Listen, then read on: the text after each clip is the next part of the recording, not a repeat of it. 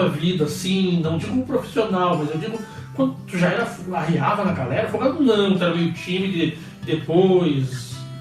Desde a escola, sempre brincava.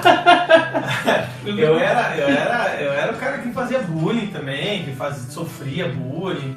Eu era muito magro, só que a minha resposta sempre foi brincando, né? Uhum. Eu tinha cabelo grande, a pessoa ficava me zoando, ficava me chamando de menino, eu era bem magrinho. Cara, assim, eu vou dizer assim pra ti, cara, se bullying, velho, fosse sinal de deixar uma pessoa humorista, comediante, famosa, cara, ninguém ia me bater, velho. Humorista nessa vida. Cara, Chris Rock ia ser isso aqui no chinelo pra mim, velho. Cara, porque eu já ouvi de coisa assim, eu acho que os caras não tinham mais o que falar e ficavam só me olhando, você vai ver o que eu era seco, era só em zóio, cabeça e orelha, cara. Sim. Tá louco. Mas... O Chris Rock tem até uma piada nesse novo especial dele, que ele fala sobre isso. Ele fala, tipo, palavras doem. Você não tomou um soco na cara. Tipo, soco na cara dói muito mais que palavras. E realmente eu acho que é também bastante disso, né? A gente vem evoluindo uma geração que, tipo, eu mesmo bato no meu filho, né? Tipo, e eu cresci apanhando pra caramba, assim, né? Tipo assim, cara, às vezes a mãe ficava brava que tropeçou na rua, vinha, dava uma porrada em você.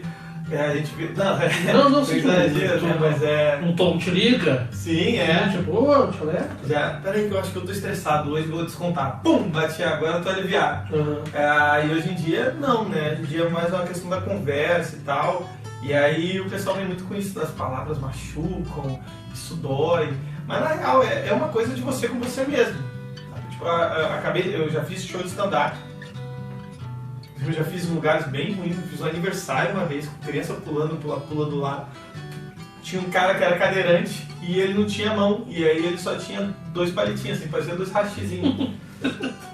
E aí a gente juntou e falou assim, pelo amor de Deus, não vamos brincar com ele, não vamos fazer nada. E era o cara que mais queria brincar. E aí ele levantava o haxizinho, ficava assim, eu, não sei o que, queria. Só que o problema, aí acabou o show. Ele falou assim, seus filhos da mãe, eu tô aqui com um monte de coisa pra vocês me zoarem e vocês não falaram nada. E eu falei pra ele, cara, me desculpa, o meu problema não é você. O problema são as outras pessoas. Porque as outras pessoas se ofendem, as outras pessoas, elas se ofendem por outra pessoa, sabe? E aquele cara, ele queria muito ser incluído naquela brincadeira, ele queria muito ter o destaque. Uhum. E aí, tipo assim, até chato às vezes por causa disso. E uma outra vez também, tinha um cara que não tinha braço, não tinha um braço. Aí ele ficava balançando o braço, assim, né? Tem uma hora que a galera aplaudiu, aí eu brinquei com ele, né? Sim. E assim, não tá aplaudindo por quê? Aí ele riu, aí o pessoal todo riu. Mas aí você vai pegando um pouquinho mais, sabe? Tipo assim, tem que também ver quem tá suscetível a essa brincadeira. Claro, não, até porque eu acho que quando algum deficiente vai num show de stand-up, eu acho que ele já vai preparado, ele já sabe o que vai ter ali, senão ele não ia, né, meu? Eu acho que ele, nos dias de hoje, né? Mas, que idade veio, cara? Que idade começou daí a fazer humor, assim, a começar a galera? Cara, então, eu comecei tem 3 anos, né? Faz 3 anos. Eu peguei a época da pandemia. Eu, hoje em dia, tenho 33, vou fazer 34 anos. Eu separei, né? Eu era casado e tal, tinha filho. E quando eu separei, tipo, os dias que eu tava com meu filho era muito legal, assim. Só que quando não tava... não sei se eu é casado, mas a maioria do amigo de casado, todo mundo que é casado, né? E tu não tem outra relação social fora disso. E aí, quando eu separei, às vezes a mulher do cara que é casado não quer que o cara saia contigo, porque ela fala, pô, o cara tá solteiro, vai fazer besteira. E aí, nos dias que eu não tava com ele, eu tava muito sozinho. Aí eu voltei a tocar, e aí já não batia muito, aí eu comecei a escrever. E eu escrevia tipo umas viagens, assim, sabe? Tipo assim, escrevia a luz ela ilumina, não sei o que lá, isso aí escrevendo porque me preenchia a cabeça, sabe? Uhum. Aí eu sempre gostei de assistir stand-up, sempre gostei. Ia muito pela internet, nunca assim, eu já tinha ido uma vez em 2012 assistir o Rabin, e depois disso não tinha visto mais. Aí eu comecei e falei, putz, eu acho que eu consigo fazer, fazer stand-up, porque eu acho que eu tenho um senso de humor legal, eu tenho um pensamento, apesar de não ter nenhum trejeito, né?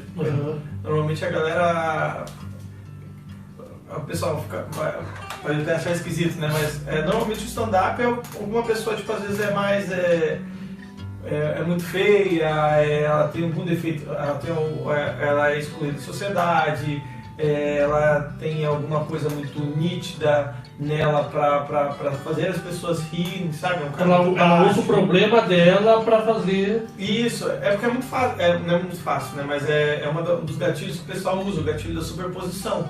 Então eu coloco a plateia numa posição maior que minha pra que assim eles possam rir de mim. Sim.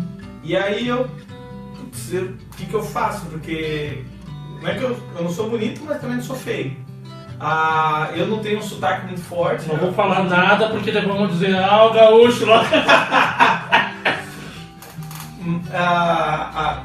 Aí, tipo, eu não tenho um sotaque muito forte.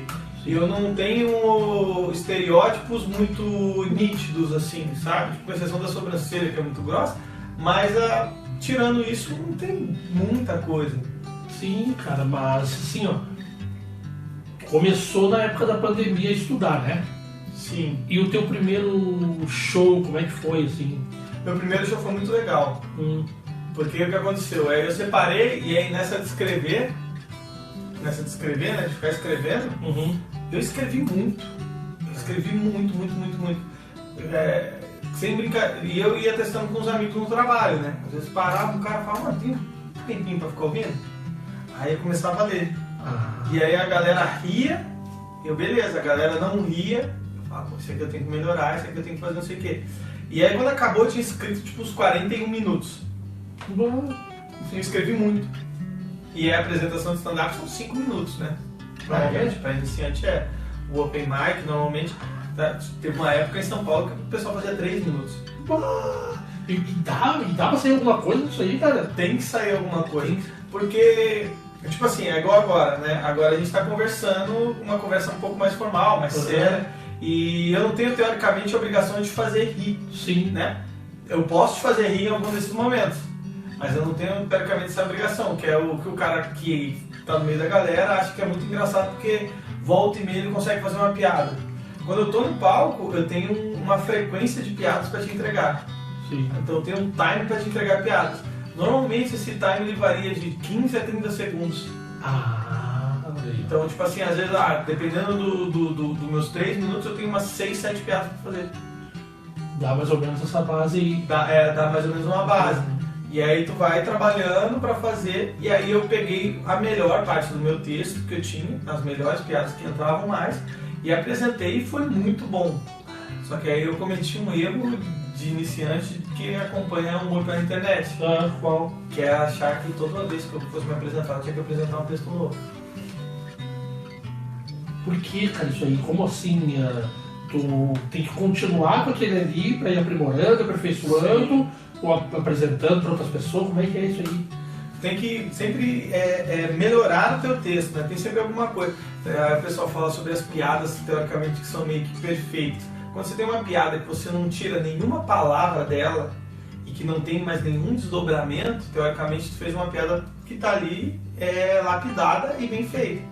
Então você vai trabalhando sempre em cima disso. Então não necessariamente você tem que sempre estar escrevendo. Isso é uma coisa do comediante, escritor, roteirista.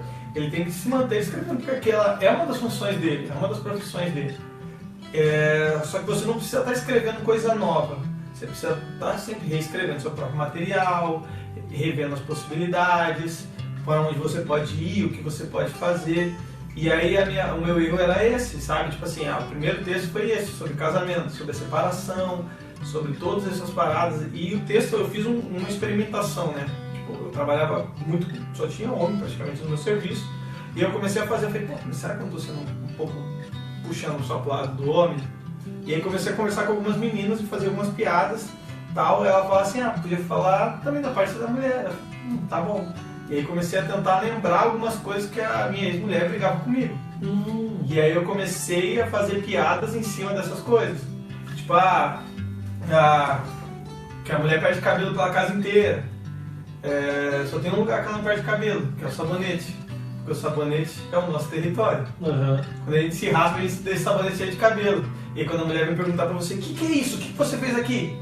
Fala assim, não, deixei o sabonete esfoliante.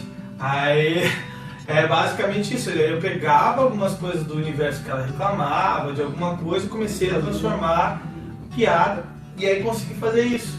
Só que aí, tipo, eu tinha que ter explorado mais essas áreas, mais essa parte que eu não fiz, e comecei a mudar. E aí, tipo, eu fui fazer um segundo texto, eu fiz um texto só de gordo. E aí eu fui fazer um outro texto, fiz texto sobre família, fiz um texto não sei o quê. E aí o problema disso é que as apresentações, elas oscilam muito. Porque, tipo assim, eu fiz uma apresentação muito boa, eu fiz uma segunda apresentação boa, eu fiz uma terceira apresentação horrível. Horrível em qual sentido? Eu fiquei 5 minutos no palco, eu tive uma frequência de 3, 4 risadas.